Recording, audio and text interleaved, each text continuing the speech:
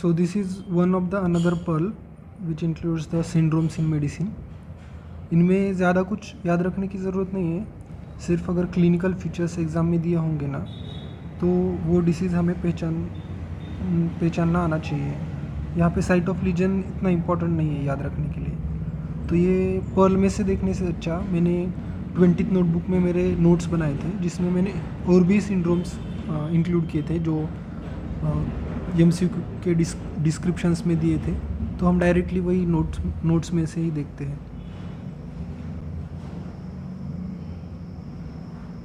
तो इसमें I will tell you कि सबसे पहले इम्पोर्टेंट कौन से, वेबर सिंड्रोम, मिलार्ड गुबलर सिंड्रोम, फिर इसमें एंटन। एक्चुअली ये नीचे वाले सब इजी भी है तो ये सब भी करना it will be better, but ऊपर में से सिर्फ वेबर और मिलार्ड गुबलर ज़्यादा इम्पोर्टेंट है। तो मैंने तो पहले ही बताया था कि comparative study is very important, तो इसलिए मैंने सारे कंपैरिजन करने के लिए साथ साथ में डिसीजेस रखे थे मेरे नोट्स में। तो इसमें सबसे पहले हम ऊपर के 4 देखते हैं। वेबर ही ऐसा है जिसमें सिर्फ हेमीप्लेजिया है, अटैक्सिया कहीं पे भी इंक्लूडेड नहीं है, तो हम उसको पहचान सकते हैं। मतलब क्योंकि ये चारों डिसीजेस ऐसे हैं कि इनमें थर्ड नर्व इन्वॉल्व होती है, पर बाकी के फीचर्स में से हमें इन डिसीज़ को पहचानना आना चाहिए। तो वेबर देखा हमने कि थर्ड नर्व है और हेमीप्लेजिया है। क्लॉडिस में क्या होता है, ऐसे क्लाउडीनेस होता है थोड़ा सा दिमाग में, तो थोड़ा सा अटैक्सिया टाइप आ जाता है, इसलिए contralateral hemiataxia. Benedict test एक है जो बायोकेम में हमने देखा था कि शुगर देखने के लिए हम यूज़ करते हैं यूरिन में। तो वी कैन एज्यूम कि लाइक बहुत शुगर बढ़ गया इसलिए थोड़ा सा अटैक्सिया मूवमेंट डिसऑर्डर हो रहा है बॉडी में, तो इसलिए इसमें अटैक्सिया और मूवमेंट डिसऑर्डर्स भी थोड़ा सा इंक्लूडेड है। नोथनागेल कैसे याद में रखा था कि मैंने क्वेश्चन में पूछा कि ये कॉन्ट्रालैटरल है क्या, तो वो बोलता है नहीं, नो ये इप्सिलैटरल है। बोलता है कि दोनों लिम्स इन्वॉल्व है क्या, तो ये बोलता है नो सिर्फ एक ही लिम्ब इन्वॉल्व है, इसलिए लिम्ब अटैक्स है, इप्सिलैटरल लिम्ब अटैक्स है। तो अभी हम देखते हैं नीचे के ये 3 डिसीजेस। इनमें क्या है कि 6 या 7 नर्व ऐसे तीनों भी डिसीजेस में इन्वॉल्व है, और हेमीप्लेजिया तीनों में भी है। यहाँ पे अटैक्सिया या ऐसा कुछ का फंदा नहीं है। तो हम इनको कैसे याद में रख सकते हैं कि रेमॉन्ड, वॉन्ड मतलब ऐसे 1 आया है इसमें, ONE ऐसे 1, तो इसमें सिर्फ एक ही नर्व इन्वॉल्व है कि ओनली 6 नर्व इन्वॉल्व। फोविल्स इसमें यफ आया है, यफ मतलब फेशियल नर्व, इसमें ज़्यादा इंपॉर्टेंट क्या है कि 7 नंबर की फेशियल नर्व ज़्यादा इंपॉर्टेंट है।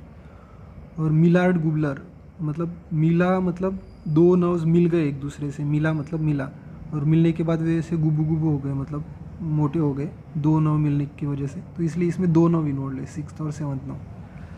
हम हमेशा याद रखते हैं कि डिफरेंट करने वाले फीचर्स कौन थे, क्योंकि तीनों में भी हेमीप्लेजिया है, तो ये ज़्यादा इंपॉर्टेंट नहीं है हमें एग्जाम में डिफ्रेंशिएट करने के लिए। ये 3 चीज़ें इंपॉर्टेंट है, इसलिए यफ फॉर फेशियल नर्व, 1 है इसलिए ओनली 1 नर्व इन्वॉल्व है, 6 नर्व मिल गई दोनों नर्व्स इसलिए गुबू गुबू हो गए, तो ये 6 एंड 7th नर्व। अभी ये नीचे वाले डिसीजेस देखते हैं हम।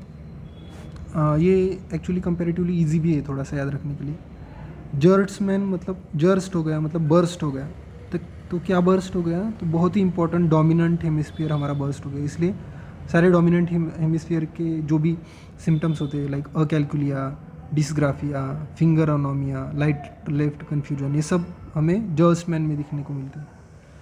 एंटन मतलब आई एम नॉट को हम ऐसे एंट बोलते हैं ना, एंट, तो ये ऐसे साउंड करता है कि एंटन सिंड्रोम, आई एम नॉट ऐसे साउंड करता है। तो इसमें क्या होता है ना, पेशेंट ना ब्लाइंड होता है, पर वो बोलता है कि नहीं मुझे सब दिख रहा है, आई एम नॉट ब्लाइंड, ऐसा क्वेश्चन में डिस्क्रिप्शन दिया होगा, तो ये इजी जाता है पहचानने के लिए। आई एम नॉट ब्लाइंड मतलब एंटन सिंड्रोम, मतलब वो उसको कॉर्टिकल ब्लाइंडनेस होती है फिर भी पेशेंट डिनाई करता है कि वो ब्लाइंड है।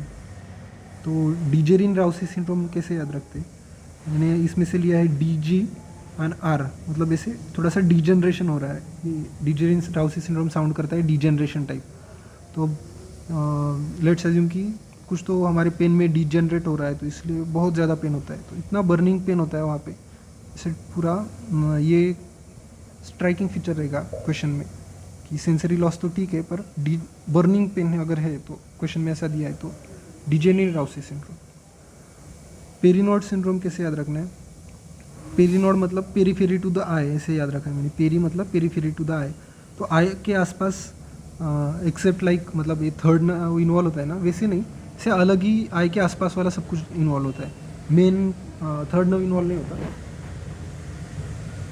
तो क्या होता है कि अब गेज चला जाता है, लाइट नियर डिसोसिएशन हो जाता है, लीड रिट्रैक्शन हो जाता है, कन्वर्जेंस रिट्रैक्शन निस्टैग्मस से मतलब नॉट वेरी इंपॉर्टेंट, पर ऐसे आई के आसपास का जो भी कुछ अगर क्वेश्चन में दिया होगा तो हम लिख सकते हैं कि पेरीनोड सिंड्रोम है।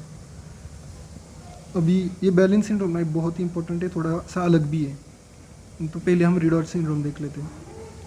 रिडॉच मतलब मैंने इसमें से लिया था कि रिच मतलब क्या कि इसका ना ऑक्सीपिटल लोब इतना रिच है कि ऑक्सीपिटल लोब में जो ब्लाइंड फील्ड होता है ना, उसमें जनरली हमको ब्लाइंड स्पॉट में हम देख नहीं सकते, पर इसको वहाँ से भी परसीव होता है स्टिमुलस।